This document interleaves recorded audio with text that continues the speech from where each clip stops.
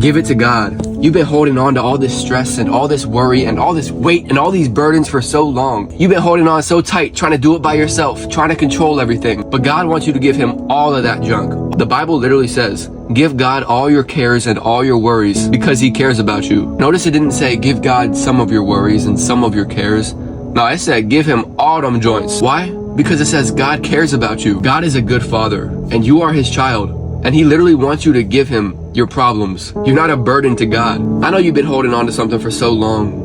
God wants you to give it to him. Sometimes God doesn't take it away from you because he wants you to give it to him. You were never meant to carry around all this stress, anxiety, unforgiveness, bitterness, all these grudges. Carrying all that around is like walking around with a backpack full of bricks. At first you can handle it, but the longer you walk, the heavier and the harder it gets. But God's trying to tell you, I'll take the backpack from you. You can walk free again. You don't got to carry around all this hurt, all this trauma, all this pain. Holding on to a grudge only holds you back. Unforgiveness is like drinking poison, expecting the other person to die. You don't got to worry about getting revenge. God said in the Bible, revenge is mine. I will repay your enemies for you. And I don't know about y'all, but I'd rather let God get revenge on my enemies than me. I might swing and miss. God's gonna connect. He gonna pop, pop. When Jesus fed thousands, it started with surrender. This little kid handed over Jesus his lunch, which was 5 loaves and 2 fish, which was not a lot. He could have just kept it to himself. He could have tried to just control it, but he surrendered it to Jesus. And what did Jesus do?